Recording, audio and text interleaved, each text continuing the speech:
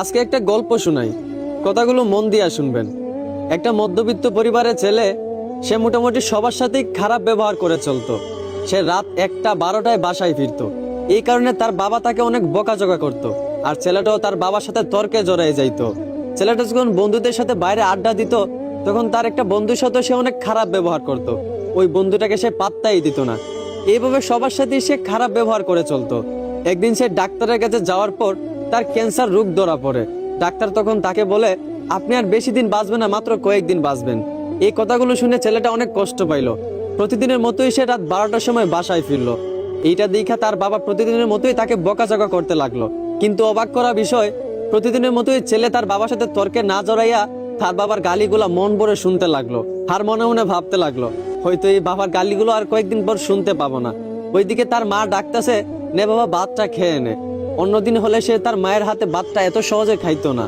কিন্তু আজ অবাক করা বিষয়, তার মায়ের হাত থেকে প্লেটটা এনে প্রাণ ভরে ভাতটা খেয়ে নিল। আর মনে মনে ভাবলো, এই বুঝি মায়ের হাতে শেষ খাওয়া।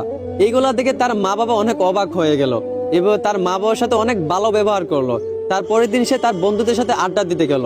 যেই বন্ধুটার সাথে সে সবসময় খারাপ ব্যবহার করতো, ওই বন্ধুরা তাকে আজকে একটা গালি দিছিল। কিন্তু অবাক করা বিষয়, অন্যদিন সে একটা গালির বদলে ওই বন্ধুটাকে আরো 10টা গালি দিত।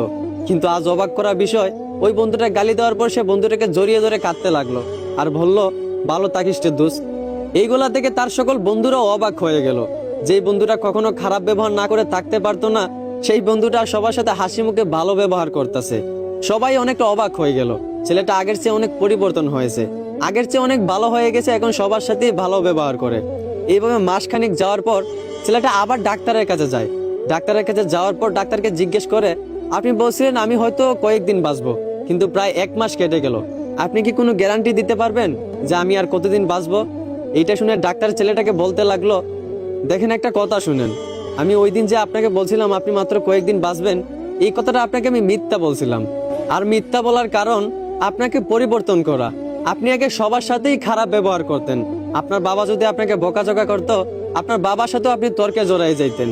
কিন্তু আপনি যখন জানতে পারলেন আপনি আর মাত্র কয়েকদিন বাঁচবেন, আপনার মরণের কোনো গ্যারান্টি নাই, তখন আপনি সবার সাথে ভালো ব্যবহার করতে লাগলেন। এই বন্ধুটাকে আপনি গালি ছাড়া দিতেন না, সেই বন্ধুটাকেও আজকে আপনি ভালোবাসা দিলেন।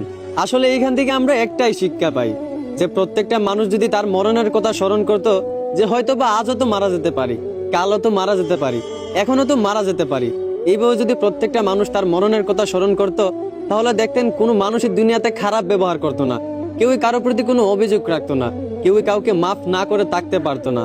প্রত্যেকটা মানুষ যদি তার মরণের কথা স্মরণ করতো, তাহলে কখনোই মানুষের প্রতি অবিচার করতো না। এই জন্যই সবাইকে বলি, সবার আগে নিজের মরণের কথা স্মরণ করেন, তাহলে দেখবেন জীবন পরিবর্তন হয়ে যাবে। আশা করি আমার কথাগুলো বুঝতে পারছেন। ধন্যবাদ।